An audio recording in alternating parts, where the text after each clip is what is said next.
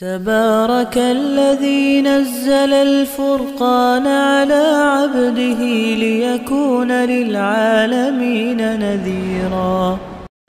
السلام علیکم ورحمۃ اللہ وبرکاتہ.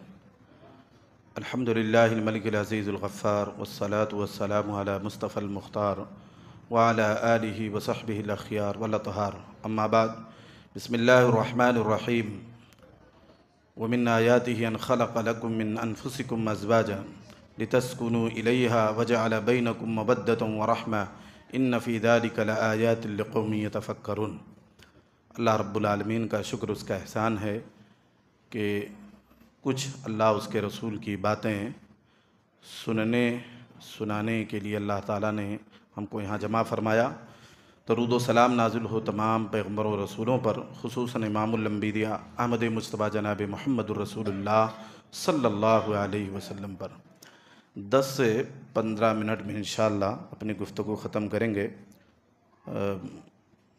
6:52 ہو رہا ہے. 7:10 میں انشاءاللہ یا زیادہ سے زیادہ 15 منٹ میں ختم کر دیں گے. اس سے پہلے ایک اعلان ہے. میرے تحت گاؤں والوں نے ایک ذمہ داری دی ہے. 900 گز زمین ایک اللہ کے بندے نے وقف کی ہے. اب اس کی تعمیر کا مسئلہ ہے، تو اس کے لیے بھی آپ کے بیچ میں آنا ہوا. خطبہ جمعہ مسجد توحید میں ہوا ہے، تو آپ لوگ اگر جا رہے ہیں تو تعاون کرتے جائیے. مؤذن صاحب ادھر پیچھے QR وغیرہ اور گوگل پے، فون پے سب کچھ وہاں پیچھے ہے. اللہ تعالیٰ آپ کو مدد کرنے کی توفیق عطا فرما. بزرگوں، نوجوانوں، عنوان ہے مسنون اور غیر مسنون شادیاں. بڑی تفصیل طلب موضوع ہے.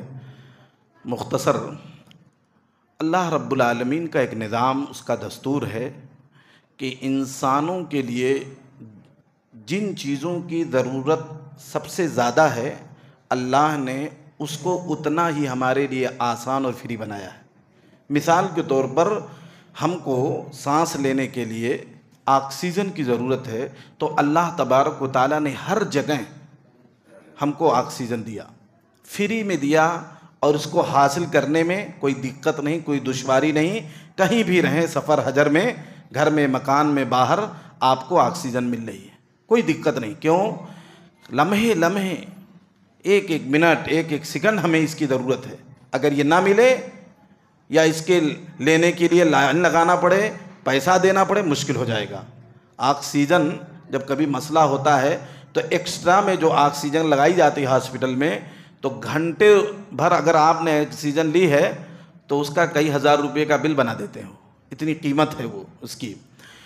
تو اللہ رب العالمین کا یہ نظام ہے.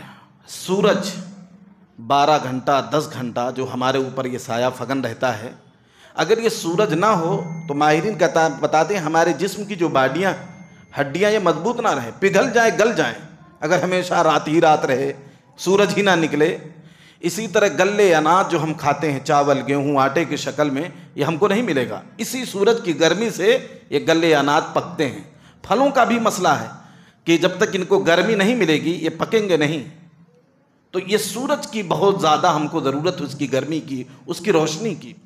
اگر یہ سورج نہ رہے، رات ہی رات اللہ 24 گھنٹہ بنا دے، تو اب اندازہ لگائیے کہ انسان پاگل جیسا ہو جائے گا، خوفناک حالت میں چلا جائے گا. یہ کیا، جب دیکھو رات رات. تو دن کے اجالے کی، یہ سورج کی گرمی کی ہمیں بہت ضرورت ہے. اسی لیے اللہ رب العالمین نے اس کو بھی ایک بڑی وقت تک، ایک لمبے وقت تک 10 گھنٹہ 12 گھنٹہ 8 گھنٹہ اللہ نے فری دے دیا ہے. پانی کی ضرورت ہے، تھوڑی دیر میں ہمیں پانی کی ضرورت پڑتی ہے. اس کو بھی دیکھیے اللہ رب العالمین نے آسان کیا ہے.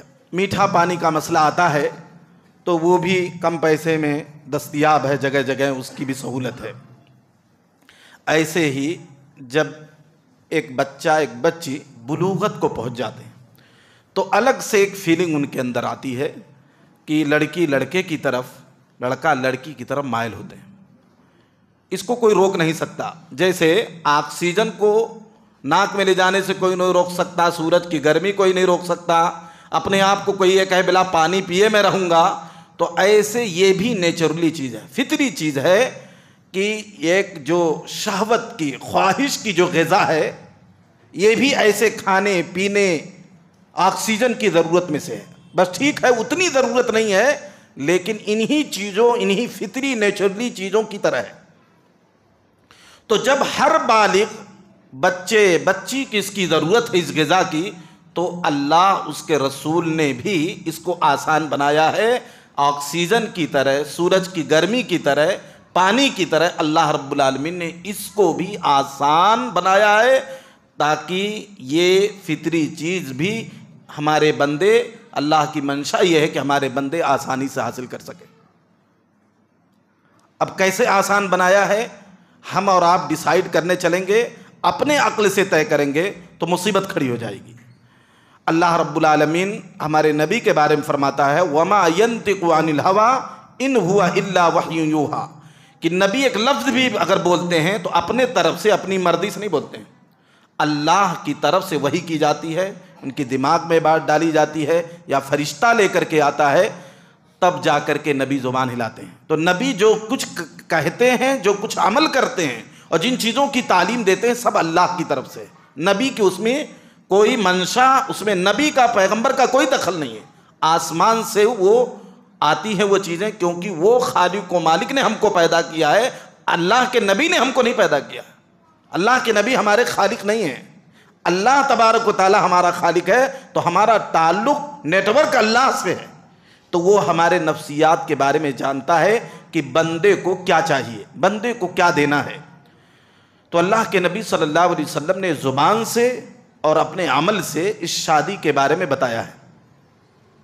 آپ نے اپنی زبان سے کہا خیر النکاح ایسرھا مؤونہ، لوگو بابرکت نکاح وہ ہے جس میں آسانیاں زیادہ ہوں. آسانی سے یہ رشتے کو طے کر لیا جائے، اس کام کو انجام دیا جائے، خواہشات کو پوری کر لی جائے. اور پھر اللہ کے رسول صلی اللہ علیہ وسلم نے عمل کر کے بھی دکھایا اور اس شادی کی فضیلت بھی بیان فرمائی. آپ نے فرمایا کہ اذا تجوز العبد فقد استکمل نصف الدین فلیتق اللہ فی النصف الباقی، کہ جب انسان شادی کر لیتا ہے آدھا دین مکمل کر لیتا، آدھا دین، اور بقیہ آدھا دین میں وہ اللہ سے ڈرے. تو نکاح کو اللہ کے نبی نے کہا آدھا دین ہے، یہ آدھے دین کی حفاظت ہو گئی. گویا آدھے دین پر عمل کرنا اس کے لیے آسان ہو گیا نکاح کے ذریعے سے. اللہ رب العالمین قرآن میں فرماتا ہے وَمِنْ آیَاتِهِ أَنْ خَلَقَ لَكُم مِّنْ أَنفُسِكُمْ أَزْوَاجًا، اللہ کی نشانیوں میں سے یہ ہے کہ وہ تم ہی میں سے تمہاری بیوی کو پیدا کیا. یعنی بیوی جو آتی ہے، جو بیوی بنتی ہے، اللہ فرماتا ہے وہ اجنبی نہ سمجھو، وہ تمہارے ہی اندر سے ہے. وہ کیسے اللہ کو معلوم ہے؟ جیسے آدم سے حوا کو پیدا کیا، آج تو مردوں سے عورت تو نہیں پیدا ہوتی، لیکن اللہ نے پیدا کیا بیوی، تو اللہ فرماتا وہ تم ہی میں سے ہے، الگ کچھ نہیں، اجنبیت نہیں. آگے فرمایا تم ہی میں سے تمہاری بیویوں کو پیدا کیا لِتَسْكُنُوا إِلَيْهَا، تاکہ تم اس سے سکون حاصل کرو. وَجَعَلَ بَيْنَكُمْ مَوَدَّةً وَرَحْمَةً، اور اس اللہ نے تمہارے درمیان پیار، محبت اور رحمت ڈال دی. إِنَّ فِي ذَلِكَ لَآيَاتٍ لِقَوْمٍ يَتَفَكَّرُونَ، اس میں غور و فکر کرنے والوں کے لیے بڑی بڑی نشانیاں ہیں. کیا نشانی ہے؟ اندازہ لگائیے کہ اللہ رب العالمین سکون کیسے عطا کرتا ہے. کتنے لوگ جب شادی نہیں کیے، ان کا وقت گزر گیا، تو کتنے لڑکیوں کے بارے میں، کتنے لڑکوں کے بارے میں وہ ڈپریشن کے شکار ہو گئے، ذہن ان کا کام کرنا بند ہو گیا. ماں باپ تو اس چیز کو سمجھ نہیں پائے، دوا پہ دوا، حکیم کے پاس یہ علاج وہ علاج، لیکن شادی ہوتے ہی کتنی بیماریاں لڑکی کی ختم ہو گئی، کتنی بیماریاں لڑکے کے ختم ہو گئے. اس کو ایک سکون مل گیا. ورنہ عمر بڑھ گئی، اس کے بچوں کے اندر چڑچڑاپن ہے، ماں باپ سے الجھ جا رہے ہیں، بچی نافرمان بن جا رہی ہے. تو یہ سکون اللہ رب العالمین نے کہا اس میں عطا کیا ہے. فرمایا کہ ہم نے دونوں کے درمیان رحمت اور پیار کو ڈال دیا ہے.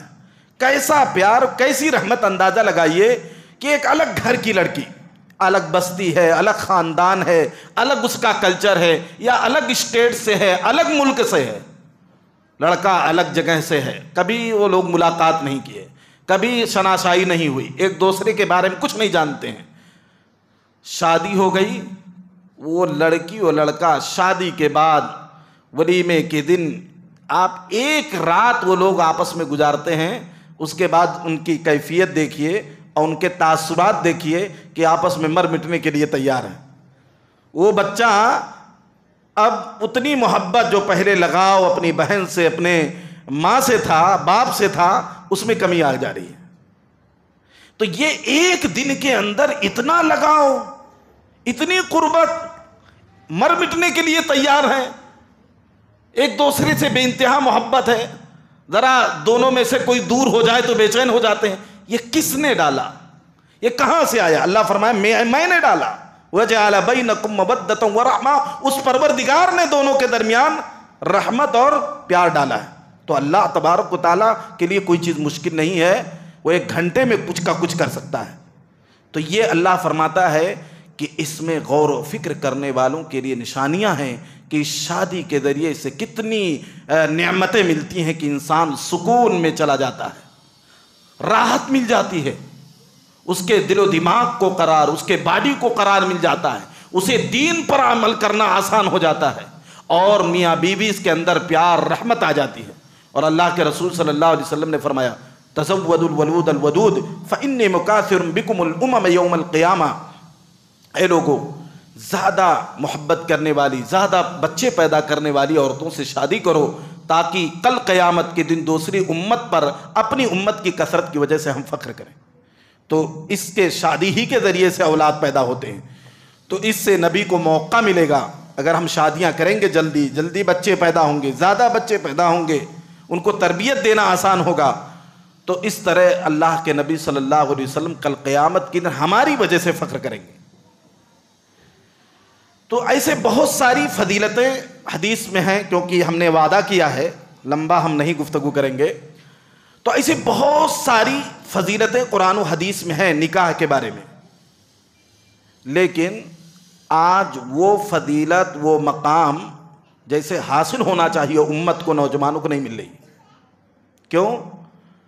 جو طریقہ نکاح کا بتایا ہے اللہ کے رسول صلی اللہ علیہ وسلم نے، جو آسانیاں رکھی ہیں قرآن و حدیث نے، وہ سب ہم لوگوں نے درکنار کر کے عام طور سے بچے بچیوں کے سرپرست اللہ اس کے رسول کی جگہ پر آ کر کے اپنا فیصلہ سنا رہے ہیں۔ حوالہ کچھ بھی دیتے ہیں، معاشرے کا، خاندان کا، سوسائٹی کا، لیکن اللہ اس کے رسول کی بات ایک طرف رہ جاتی ہے۔ مثال کے طور پر اب یہی اندازہ لگائیے کہ ایک بچی اور بچے کی شادی کب کرنی چاہیے، سوال سوچنا چاہیے ایک ماں باپ کو۔ تو اس کے بارے میں کوئی خاص فیصلہ نہیں ہے قرآن و حدیث میں کہ 12 سال، 15 سال، 18 سال، 25 سال، کوئی عمر نہیں بتائی گئی ہے۔ یہ چیز ہر بچی، بچہ، خاندان، کھان پین، آب و ہوا، جغرافیہ کے حساب سے الگ الگ ہے۔ کچھ بچے بچی بالغ ہو جاتے ہیں 12 سال 11 سال کی عمر میں، حضرت عائشہ رضی اللہ تعالیٰ عنہ 9 سال کی عمر میں بالغ ہو گئیں۔ اس زمانے میں عرب ایسے ہی بالغ۔ ابھی کچھ سال پہلے، 7-8 سال پہلے ایک نیوز میں، اخبار میں دیکھا کہ 21 سال کی ایک عورت نانی بن گئی۔ کیسے بن گئی بتائیے؟ نانی بن گئی ہوگی، جیسے اماں عائشہ رضی اللہ تعالیٰ عنہ 9 سال کی عمر میں وہ بالغ ہو گئیں، اور اسی طرح اس عورت کو اللہ نے بیٹی دی ہوگی، بیٹی بھی 9 سال کی عمر میں بالغ ہو گئی، پھر اس کی بھی شادی کر دی، نانی بن گئی۔ اس طرح تو ممکن ہے۔ تو یہ جغرافیہ، کھانے پینے، خاندان کے اعتبار سے بچوں کے اندر یہ بلوغت کی کیفیت پیدا ہوتی ہے۔ تو بالغ ہونے کے بعد بچہ جیسے اپنے اندر یہ فیلنگ پیدا کرے، جیسے انسان کو جب بھوک لگتی ہے تو ماں باپ آ کر کے احساس نہیں دلواتے ہیں کہ بیٹا تم کو بھوک لگی ہے، اس کے اندر یہ کیفیت پیدا ہوتی ہے کہ ہمیں بھوک لگی ہے، ہمیں پیاس لگی ہے، وہ کھانا مانگتا ہے، وہ پانی مانگتا ہے۔ تو ایسے نوجوان کے اندر جیسے یہ کیفیت پیدا ہو تو ایک باپ جس نے اپنے بیٹے کو پیدا کیا ہے، اس کی آنکھ سے پتہ چل جانی چاہیے کہ اس کی آنکھیں، اس کی کیفیت، اس کے حرکات ادھر ادھر جا رہے ہیں، اس کا مطلب یہ بالغ ہو چکا ہے، اب اسے لڑکی کی ضرورت ہے۔ اور ماں کو کے اوپر یہ ذمہ داری ہے کہ بچی کے حرکات، اس کی صبح و شام دیکھ لے اور پتہ چل جانا چاہیے کہ اسے شوہر کی ضرورت ہے۔ اب وہ عمر 12 سال ہو، 13 ہو، 14 ہو، 15 ہو، اس سے مطلب نہیں ہے، جب اس کی ضرورت ہو شادی کر دینا چاہیے۔ اب بتائیے کس کے اندر یہ سوچ ہے؟ نہیں سوچا، یہ سب اپنے حساب سے طے کیے ہوئے ہیں. کہہ دے کوئی بیٹا باپ کے سامنے، کہہ دے بے شرم کہیں کہ کیسا کھلم کھلا بول دے رہا ہے. بتائیے، نبی سے اتنی محبت کرنے والے صحابہ آ کر کے ڈائریکٹ کہہ رہے ہیں اللہ کے نبی ہمیں بیوی کی ضرورت ہے، کوئی نکاح کا انتظام کر دیجئے. حلال چیز تھی، ان کو معلوم تھا حلال چیز کر رہے ہیں، اس میں شرم کی کیا بات ہے. بچے، نوجوان بچے شریف بن کر کے آ رہے ہیں باپ کے سامنے. باپ بھی کہتا ہے میرا منا بڑا شریف ہے، بہت اچھا ہے، لیکن وہ تنہائی میں کیا کرتا ہے، موبائل میں کیا دیکھتا ہے، کتنی بچیوں کے نمبر اس کے موبائل میں. باپ کہتا میرا بیٹا بڑا اچھا، کیونکہ سامنے آ رہا ہے، بڑے گلے لگا رہا ہے، بڑی محبت سے باتیں کر رہا ہے. اور ہو گیا ہے 25 سال کا، 20 سال کا، 30 سال کا بچہ ہو گیا ہے. ماں باپ یہی کہتے میرا بچہ بڑا سوڑا ہے، بڑا پیارا ہے، بڑا نیک بچہ ہے میرا. آپ اس کی فطرت سے کھلواڑ کر رہے ہیں، اس کا حق مار رہے ہیں، آپ اس کو نفسیات میں ڈال رہے ہیں. اور وہی بچے پھر موبائل کے ذریعے، غلط حرکت کے ذریعے اپنی یہ فطری چیز پوری کر رہے ہیں. ماں باپ کے سامنے، بڑوں کے سامنے تو وہ آئیں گے ہی شریف بن کر کے، لیکن یہ ہمیں سمجھنا ہے یہ نفسیاتی چیزیں ہیں. جیسے اس کی ضرورت ہے ہمیں فوراً اس کی فکر کرنا چاہیے. اب ماں باپ کیا کہتے ہیں، ان کی بھی کچھ چیزیں ہیں. بھائی بچہ کما نہیں رہا ہے، کیسے شادی کر دیں؟ بچی کی اتنی کم عمر میں کیوں شادی کر دیں؟ ابھی وہ پڑھ رہی ہے، ابھی اس کو کھانا بنانا نہیں آتا ہے، ابھی اس کو گھر سنبھالنا نہیں آتا ہے. اتنی کم عمر میں اگر اس کو وہ حمل سے ہو جائے گی تو بہت کمزور ہو جائے گی. یہ سب واہیات باتیں ہیں، لا یعنی باتیں ہیں، اس کی شریعت میں کوئی اہمیت نہیں ہے. اب اندازہ لگائیے کہ ایک بچہ جس کو آپ پال رہے ہیں، اپنے بیٹے کو پڑھا بھی رہے ہیں، خرچہ کر رہے ہیں اس کے پیچھے، تو کیا خرچہ بڑھے گا؟ ایک بہو گھر میں ایک فرد کا اضافہ ہو جائے گا. تو جیسے 10 لوگوں کا، 5 لوگوں کا کھانا بنتا ہے، ایسے اس بہو کے کھانے کا انتظام ہو جائے گا. وہ جب تک اپنے ماں باپ کے تحت تھی تو اللہ تعالیٰ باپ کو روزی دے رہا تھا اس بیٹی کا. اگر بھائی کے تحت تھی تو بھائی کو اللہ دے رہا تھا. اب جب آپ کے گھر میں آ گئی اور سسر اس کا ذمہ دار ہے کیونکہ اس کا شوہر ابھی نہیں کما رہا ہے، تو سسر کو اللہ تبارک و تعالیٰ اس کا رزق دے گا. یہ اللہ کا نظام ہے. اور جیسے ہی اللہ اس کو حمل سے دے دے گا، اس کو بچہ اللہ نے دے دیا، تو بچی کو خوراک کی آپ کو ٹینشن نہیں ہے، اللہ اس کے سینے میں خود ہی دودھ ڈال دے گا. یہ اللہ کا نظام ہے، سب کی تقدیر متعین ہے. اللہ کے نبی صلی اللہ علیہ وسلم نے کہا کہ ایک لقمہ بھی جو لکھا ہے تقدیر میں بلا کھائے انسان دنیا سے نہیں جائے گا. تو تقدیر میں تو روزی ہے، تقدیر میں زندگی ہے. اب کہاں روزی ہے؟ وہ اللہ رب العالمین انتظام کرنے والا ہے. آپ کیوں بار بار یہ بات کہتے ہیں؟ لیکن صرف کھانے پینے کا مسئلہ نہیں ہے، خواہشات کی بات آ جاتی ہے. نہیں، ذرا اچھا بچہ کما کے لائے، ذرا ولیمہ 2-4-10 لاکھ کا کرنا ہے، ذرا لوگوں کو، ہمارا خاندان بڑا ہے، رشتہ دار ہیں، ہم دوسرے کے ہاں کھائے ہیں تو کھلانا پڑے گا. پھر کپڑے کے لین دین کا مسئلہ ہے، پھر اور رسم و رواج ہے، سونے جواہرات ہیں. یہ سب اسلام میں نہیں ہے، یہ آپ نے بنایا ہے، یہ آپ نے بنایا ہے. یہ اللہ اس کے رسول نے یہ حکم نہیں دیا ہے کہ یہ سب خرچے کے نام پہ، خواہشات کے نام پہ بچوں کے اوپر آپ ووٹ ڈالیں. بیٹا ابھی پڑھو، ابھی آسٹریلیا جاؤ، ابھی لندن جاؤ، ابھی ہائی ٹیک سٹی میں تم جاب کرو، کوئی دکان کھڑی کر لو، اچھا پیسہ کما لو، اس کے بعد شان بان تان سے شادی کریں گے تمہاری. ایسی شادی خاندان میں نہیں ہوئے گی. یہ کس نے کہا ہے آپ کو؟ کس نے مجبور کیا آپ کو؟ آپ کا سماج، آپ کا معاشرہ، آپ کا ایمان کمزور ہے. اللہ کے نبی صلی اللہ علیہ وسلم سفر میں، شادی ہو گئی آپ کی حضرت صفیہ رضی اللہ تعالی عنہا سے، ابن ماجہ کی صحیح روایت. ولیمے میں جب صبح ہوئی تو آپ کے پاس کچھ تھا ہی نہیں ولیمے میں کھلانے کے لیے، تو صحابہ سے مانگ رہے جس کے پاس جو کچھ ہے لاؤ دیو. کوئی کھجور، کوئی پنیر، کوئی گھی لا کر کے رکھے. سب کو ملا دیا آپ نے اور کہا لو ولیمہ ہمارے طرف سے کھاؤ. تم نے دیا ہم کو ہدیے میں، اب میرے طرف سے تم لوگ ولیمہ کھاؤ.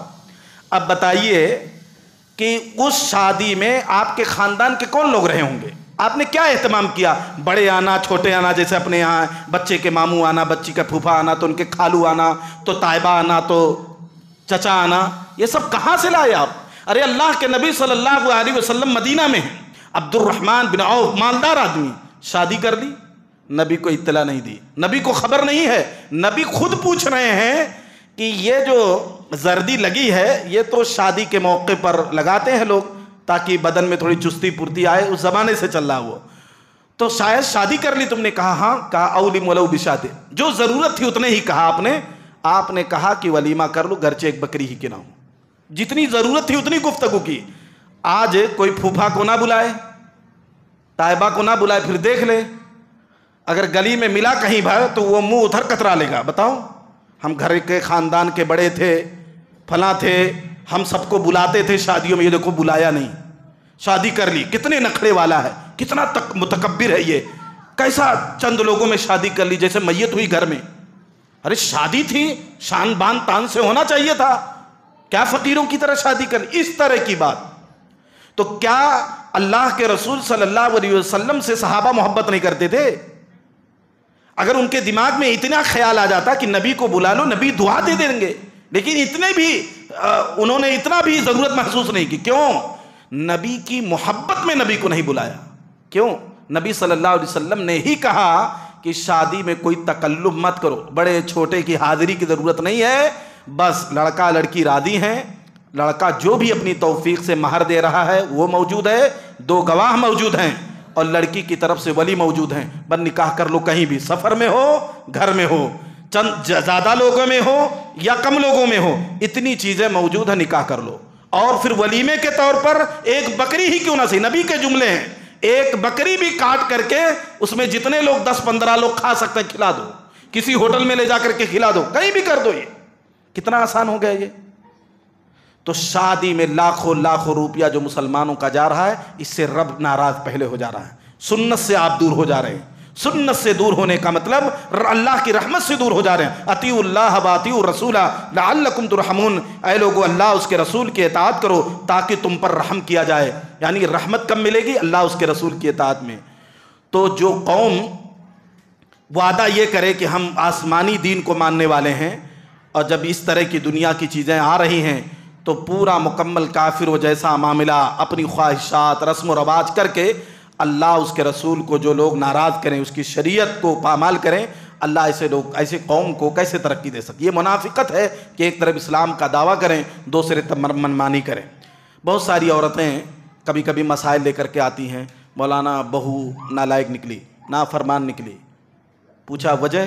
ارے اتنا خوشی سے اتنے زیورات دے کر کے، بڑے فنکشن ہال بک کرا کے، طرح طرح کے ڈش رکھ کر کے، اور کئی ہزاروں لوگوں کو جمع کر کے ہم نے خوشی خوشی شادی کی تھی تاکہ بہو یہ سب دیکھ کر کے خوش ہو جائے اور ہمارے گھر میں اچھے سے رہے. لیکن نہیں، بہت نافرمان نکل گئی ہے اور بہت زیادہ جو ہے گھر میں مسائل پیدا کر رہی ہے، ہم سے بیٹوں کو جدا کر رہی ہے. اب کیا کہا جائے ان کو؟ ڈائریکٹ یہی کہا جاتا ہے، سب سے پہلے آپ نے رب کو ناراض کیا، اس رب نے بہو کو ناراض کر دیا، آپ کے خلاف کر دیا. سلف صالحین یہ سب محسوس کرتے تھے. جب گھر میں آتے تھے صحابہ تابعین اور بیوی کچھ منہ پھلائی ہے، کچھ ناراضگی کا اظہار کر رہی ہے، تو صحابہ کہتے تھے اس سے نہیں جھگڑیں گے ہم. شاید ہم نے باہر کاروبار میں کوئی مسئلے مسائل میں ہم نے رب کو ناراض کر دیا ہے، ہم نے شاید رب کو ناراض کر دیا ہے، تو اللہ تعالیٰ اس کے بدلے بیوی کو ناراض کر دیا خواہ. دیکھیے ان کا نظر. اور اسے بیوی بھی سوچتی تھی کہ اگر شوہر کبھی اس کو کچھ مار دے، کچھ ڈانٹ دے، تو بیوی کہتی تھی نہیں، شاید میں نے اپنے رب کی کچھ نافرمانی کی ہے، اس لیے اللہ تعالیٰ نے بدلے میں شوہر کو ناراض کر دیا. یہ سوچ. تو ایسے آج کورٹ کچہری میں چلے جائیے، شادی بیاہ کے کاغذات پڑے ہوئے ہیں، فائلیں پڑی ہوئی ہیں، وکیلوں ایڈوکیٹ کے پیچھے لوگ بھاگے پڑے ہیں، پی ایس میں جاؤ، طرح طرح کی فائلیں موجود ہیں. کیوں؟ بڑی بڑی شادیاں کی تھیں، بڑے خرچے کیے تھے.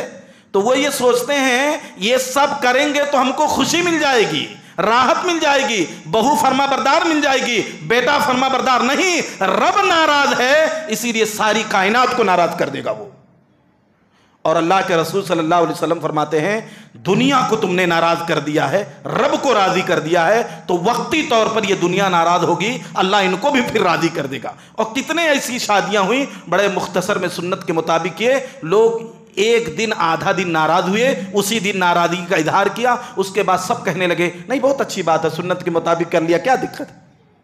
تو آج یہ چیزیں لوگ غور نہیں کر رہے. اور بھی بہت ساری باتیں تھیں، میں اسی پر اپنی بات ختم کرتا ہوں. اللہ رب العالمین سے دعا کرتا ہوں کہ اللہ تبارک و تعالی خاص طور سے ذمہ دار سرپرست والدین اپنے نوجوان بچوں کے اس مسئلے کے بارے میں نہایت ہی سنجیدگی سے غور و فکر کرنے کی توفیق عطا فرما، جلد شادی کر دینے کی توفیق عطا فرما۔ بچیوں کی تعداد اتنی زیادہ بڑھتی جا رہی، بچے کم ہیں۔ بتائیے جو غیر مسلمین کی طرف بچیاں بھاگ رہی ہیں، جو ریکارڈ آئے وہ صحیح ہیں۔ آپ موبائل دے دیے، بچی گھر میں ہے، کس سے رابطہ کرے؟ اب وقت ہو گیا، شادی نہیں کریں گے، آپ سوچتے ہیں وہ برقع پہن کے باہر جاتی، وہ نماز بھی پڑھتی ہے۔ ارے ایک ریکارڈ تو ایسا بھی آیا، ایک چونکا دینے والی بات، کہ 3-4 بچیاں الگ الگ گھر سے نکلتی ہیں۔ ایک بچی نکلی گھر سے، ذرا مارکیٹ سے آتی ہوں، ماں نے کہا ٹھیک ہے جاؤ سودا ودا لے آؤ۔ وہ نکلی، دوسری سہیلی کے پاس گئی، تھوڑا گھوم کے آتے ہیں چار مینار وغیرہ۔ وہ 2 سہیلیاں تیسرے کے پاس گئی، ذرا گھوم کے آتے ہیں تھوڑا سودا لے کے۔ یہ تینوں نکلی، تینوں الگ الگ لڑکے کے پاس چلی گئیں، ٹائم فکس ہے، ایک جگہ آئیں، لڑکے نے لا کے چھوڑ دیا۔ اب یہ تینوں مل کر کے گھر پہ آئیں، ماں باپ نے سوچا یہ تو نماز بھی پڑھتی ہے، اور یہ تو تینوں لڑکیاں تھیں، لڑکے کے ساتھ تھوڑی گئی میری بچی، لڑکیوں کے ساتھ گئی ہے، تو کیا مسئلہ، اس میں کیا خطرہ ہے؟ دیکھیے ایسے بھی واقعات آ رہے ہیں۔ تو بہاؤ جب آپ روکیں گے دریا کا تو اپنا راستہ بنا لے گا۔ فطرت سے ہمیں چھیڑ چھاڑ نہیں کرنا چاہیے، نیچر سے بغاوت نہیں کرنا چاہیے۔ ہم لوگوں نے شادیاں مہنگی کر کے، لیٹ کر کے، دیر سے شادیاں کرتے ہیں اپنی خواہشات کے چکر میں، تو یہ سب نتائج سامنے آ رہے ہیں۔ کتنے بچے نوجوان نماز بھی پڑھ رہے ہیں، اللہ سے رو بھی گڑگڑا رہے ہیں، اور کہہ رہے ہیں ہمارے ماں باپ کو کب سمجھ میں آئی۔ کئی لوگ آ کر کے کہتے ہیں ہمارے ماں باپ کو سمجھائیے آپ، اب ہم نہیں بول سکتے ڈائریکٹ۔ تو ایسے یہ فطرت سمجھیے، بس آپ کا بچہ گرچہ نہ بولے، بچی نہ بولے، لیکن فطری چیز محسوس کیجئے، جلد از جلد شادی کا انتظام کیجئے، بقیہ آگے اللہ راستہ خود ہی بنانے والا ہے۔ اللہ رب العالمین سے دعا ہے کہ اللہ تعالی ہمیں اس پہلو پر غور و فکر کرنے کی توفیق عطا فرما، ہمارے ماں اور بہنوں کی، بیٹیوں کی اور نوجوانوں کی عزت و آبرو کی حفاظت فرما۔ اللہ رب العالمین ہم سب کو پاکیزہ زندگی جینے کی توفیق عطا فرما، عبادتوں کرنے کی توفیق دے۔ اقول قولی ھذا استغفر اللہ لی ولکم ولسائر المسلمین فاستغفروا انہ الغفور الرحیم۔